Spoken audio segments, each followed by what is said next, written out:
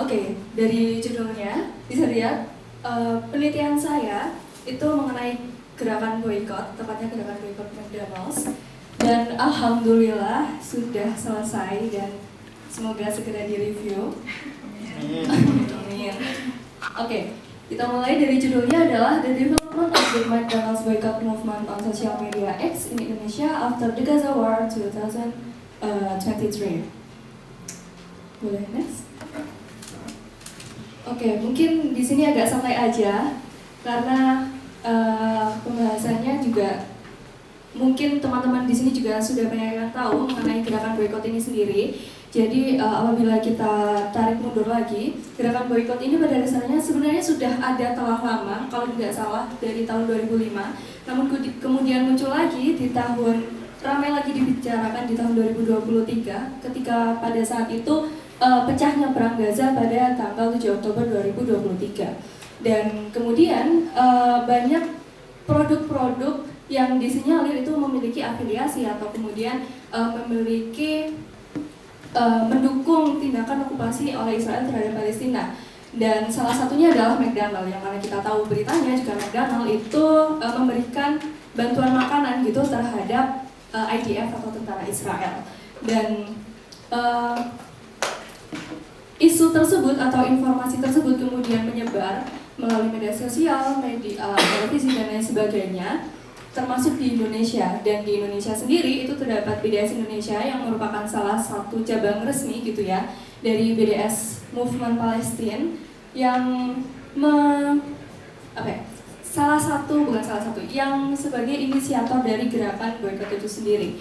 Dan apabila dilihat mungkin telah banyak ya penelitian yang membahas mengenai gerakan boykot, pengaruhnya, dampaknya dan lain sebagainya. Tapi kemudian saya memikir apa yang bisa saya jadikan penelitian saya ini berbeda dengan penelitian yang lain. Dan saya belum menemukan adanya literatur yang membahas mengenai tahapan perkembangan gerakan boykot ini sendiri. Dan maka dari itu research question atau rumusan masalah yang saya ajukan adalah bagaimana tahapan gerakan boykot McDonald pada media sosial X berkembang di Indonesia pasca perang Gaza 2023. Boleh next? Oke, untuk melihat tahapan perkembangannya sendiri itu saya menggunakan model yang dikembangkan oleh Sandoval dan Ramon di tahun 2014, yang mana ini sebenarnya satu buah siklus yang memiliki 4 tahapan. Bisa dilihat dari trigger event, singkatnya ya peristiwa pemicu yang kemudian menciptakan reaksi publik atau informasinya termobilisasi oleh media, yang kemudian ada media respons, di mana kemudian kalau berdasarkan model ini yaitu respons dari media tradisional mengenai isu ini, kemudian ada viral organization di mana kemudian informasi atau pemberitaan itu viral gitu melalui media sosial, dan ada physical response yaitu tahap terakhir yang merupakan transisi aksi protes yang awalnya dari media digital kemudian menjadi aksi fisik atau aksi nyata di lapangan. Boleh next? Oke, dan research method atau metodologi penelitian yang saya gunakan tentu saja kualitatif deskriptif dengan metode etnografi. Jadi mungkin teman-teman yang asing dengan etnografi itu sebenarnya sama seperti etnografi, namun ya berbasisnya internet. Dengan data utama yang saya gunakan adalah seluruh tweet dari gerakan BDS Indonesia dari pasca perang Gaza hingga Agustus terakhir kemarin dengan menggunakan coding menggunakan collect research Google. Dan saya juga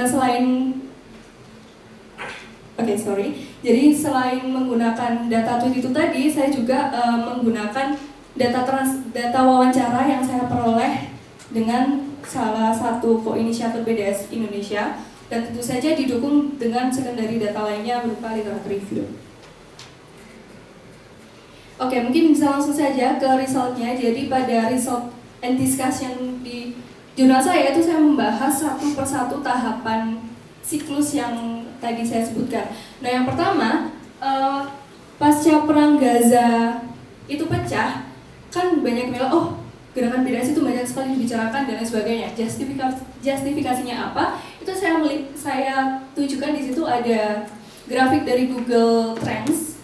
Google Trends yang menunjukkan kalau pembahasan mengenai BDS movement, perang Gaza, Israel, Palestina dan sebagainya itu memang lagi banyak-banyaknya dicari seperti itu. Namun kemudian mengalami penurunan di minggu-minggu sebelumnya. Namun meskipun begitu, bersama dengan hal itu, BDS Indonesia itu masih secara masif mengedukasi masyarakat melalui Twitter itu tadi untuk mengenai gerakan boykot ini sendiri menggunakan infografis di Twitter. Dan mungkin pertama, kenapa kok Twitter gitu ya? Dan ternyata Twitter itu sendiri itu bahkan menjadi salah satu media sosial nomor 2 paling berpengaruh yang telah membahas mengenai BDS movement itu sendiri. Dan bisa menjangkau hingga 2,2 juta orang pada rentang waktu Maret hingga April berdasarkan data melalui literatur review sebelumnya. Dan setelah itu tadi mungkin kayak lalu terus apa kalau sudah viral gitu ya? Apakah kemudian orang-orang memang memboikot? Dan setelah informasi itu kemudian viral, ternyata terdapat salah satu respon dari MUI dengan mereka menerbitkan fatwa nomor 83 yang mana itu menyebutkan kalau mendukung gerakan boikot ini, dan ini menjadi salah satu faktor pendukung yang bisa memperkuat gerakan boikot di Indonesia. Boleh next? Oke, yang selanjutnya adalah tahapan media respons. Jadi seperti yang saya telah sebutkan, media respons itu adalah respons dari media tradisional kalau berdasarkan model yang dikembangkan oleh Sandoval dan Ramon. Dan media tradisional yang saya pilih di sini adalah TV One, karena TV One itu berdasarkan data yang saya dapat merupakan salah satu TV berita nasional yang paling sering ditonton dengan 70% siarannya itu mengenai berita. Dan kalau setelah saya lihat-lihat juga, TV One itu tidak hanya memberitakan terkait perang Gaza atau kemudian terkait gerakan boikot, tapi juga mendatangkan pakar-pakar yang mana itu semakin membentuk semakin menciptakan kompleksitas opini dari masyarakat gitu mengenai gerakan boikot. Jadi ada yang setuju, ada yang tidak, dan lain sebagainya. Nah, namun dalam masa kontemporer yang saya temukan adalah bahwa tepatnya pada tahap ini itu terjadi transisi konsumsi media oleh masyarakat, yang mana banyak orang itu juga menggunakan media sosial. Coba di sini yang sering nonton TV siapa, Mas ya? Senyum. Ada yang masih nonton TV? Oke, ya kan. Nah, berarti ini yang membuktikan toh kalian juga ternyata banyak menerima berita itu dari media sosial. Sama halnya dengan yang ini. Jadi banyak orang di Indonesia itu juga menggunakan Twitter, yang mana orang Indonesia itu mencapai 24 juta pengguna Twitter. Dan dan kedua media ini itu menciptakan sinergi satu sama lain. Jadi media tradisional dan media sosial itu saling sama-sama memperkuat informasi mengenai perang Gaza dan gerakan boikot. Namun yang saya temukan juga lainnya adalah perbedaan fungsi antara media tradisional dan media sosial, di mana kalau media sosial itu ya kita tahu kita bisa berinteraksi secara langsung gitu. Kalau melalui Twitter saya reply, saya tweet ini itu juga langsung menuju ke pengguna lainnya, sedangkan jadi kayak lebih fleksibel gitu. Sedangkan kalau dari media tradisional atau televisi itu sifatnya terstruktur dan lebih objektif seperti itu. Boleh next? Selanjutnya adalah viral organization, dan menurut saya ini adalah porsi terberat dalam penelitian saya, di mana semua datanya itu saya masukkan di sini. Jadi berdasarkan seluruh cuitan atau tweets yang saya dapatkan setelah scraping data itu tadi, total kalau tidak salah ada 149 tweet itu saya kategorikan Dan saya tarik kesimpulan kalau seluruh tweetnya itu kebanyakan membahas mengenai isu kemanusiaan dan genosida dan juga edukasi mengenai boykot. Dan hal tersebut itu juga diverifikasi gitu ya sama salah satu koinisiator BDS Indonesia yaitu Bu Lisa Listiana yang alhamdulillah pada saat itu jadi wawancara. Beliau menyebutkan kalau iya memang kita memang mengutamakan untuk menggaungkan mengenai isu kemanusiaan gitu agar orang-orang lebih aware mengenai konflik di Palestina. Dan Bu Lisa Listiana itu juga menyebutkan kalau strategi boykot di Indonesia yang dilakukan oleh BDS itu sedikit berbeda dengan strategi yang dilakukan gerakan BDS di luar, yang mana kalau kita bisa lihat di gambar ini itu kan kayak terdapat beberapa gitu ya, sedangkan mungkin kita sempat tahu kalau terdapat produk-produk lainnya seperti mungkin Lifebuoy atau mungkin kecap Bango dan lain sebagainya itu kan salah satu target boykot gitu. Namun kalau BDS Indonesia sendiri itu mereka menetapkan targeted boykot strategi yang mana hanya fokus kepada beberapa produk agar lebih efektif gitu. Dan tolak ukurnya adalah melihat the complexity atau seberapa jauh keterlibatannya. Kalau contoh the complexity keterlibatan dari McDonald itu sendiri.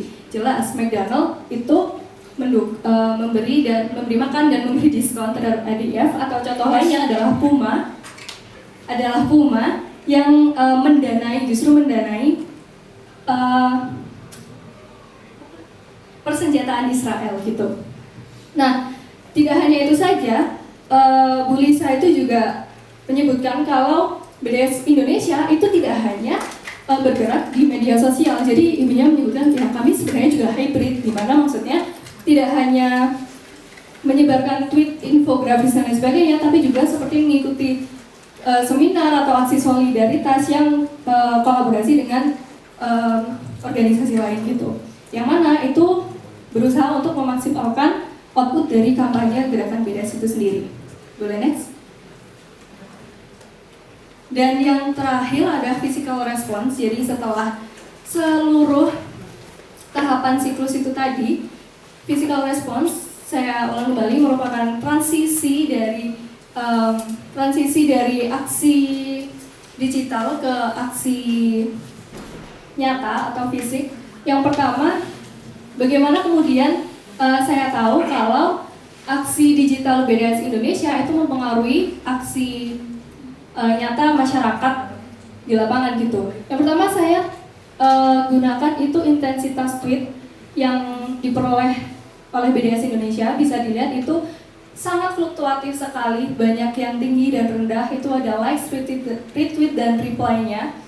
Meskipun begitu, ini menunjukkan kalau tweet-tweet BDS Indonesia yang memberikan informasi mengenai konflik Palestina dan edukasi mengenai boykot terutama, itu sangat ramai sekali engagement-nya. Jadi kayak dia likes, retweet dan lain sebagainya itu hingga puluhan ribu seperti itu. Dan kemudian apalagi justifikasinya kalau orang memang melakukan gerakan boykot karena BDS Indonesia. Yang kedua adalah saya menemukan beberapa tweet yang juga mengatakan kalau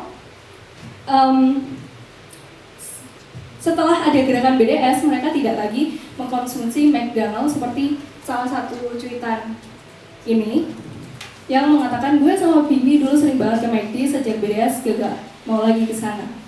Dan itu menunjukkan kalau seluruh tweet yang viral dari BDS Indonesia itu menciptakan suatu cancel culture gitu oleh masyarakat terhadap McDonald's salah satunya.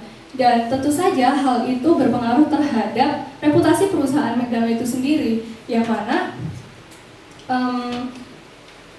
salah satu manajemen dari PT Resto National Food atau yang mengelola McDonald itu mereka hanya menyebutkan kalau ya ada pengaruh gerakan boykot ini terhadap keuangan perusahaan. Namun setelah saya cari datanya itu tidak ada data keuangan penurunan McDonald's. Lalu kemudian bagaimana caranya? Saya mau verifikasi statement tersebut. Saya cari kalau ternyata itu terdapat penurunan ekspansi gerai mereka di Indonesia yang itu dari September 2022 hingga 2024 Agustus, yang mana memang ada penurunan, dan itu saya tulis menjadi salah satu indikasi kalau memang gerakan boykot ini berpengaruh terhadap keuangan atau omset perusahaan. Dan terlebih lagi, berdasarkan data dukungan dari Populix, itu saya menemukan kalau lebih dari masyarakat Indonesia, terlepas dari agamanya, itu memang mendukung gerakan boykot ini, ya driven by the complexity, atau karena isu kemanusiaan atau keterlibatan produk-produk yang disinyalir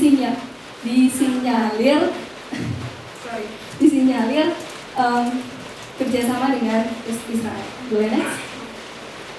Oke, dan yang terakhir, setelah seluruh tahap-tahap itu tadi saya dapatkan temuannya, karena tadi modelnya itu menyebutkan sebagai satu siklus, yang mana siklus itu kan seharusnya satu perputaran penuh dan sesuai A ke B ke C ke D dan sebagainya. Dan yang menjadikan temuan ini menarik adalah ternyata gerakan boykot McDonald's di Indonesia itu tidak sesuai dengan model yang saya aplikasikan. Kenapa? Karena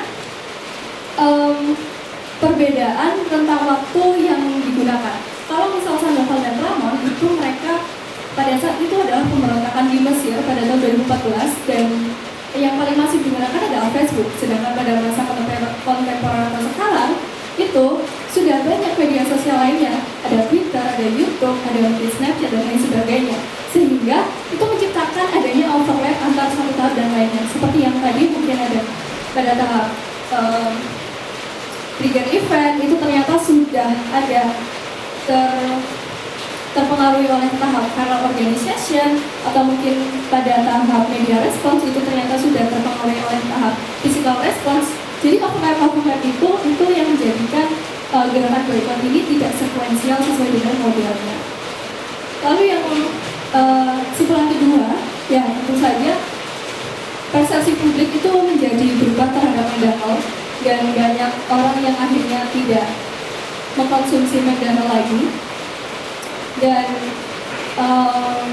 yang terakhir, mungkin saran saya untuk penelitian selanjutnya adalah mungkin bisa untuk menganalisis dampak jangka panjang mengenai gerakan boykot ini secara lintas platform, baik melalui lokal maupun konteks global gitu. Jadi mungkin tidak hanya di X, tapi mungkin bisa aja X, Instagram dan lain sebagainya.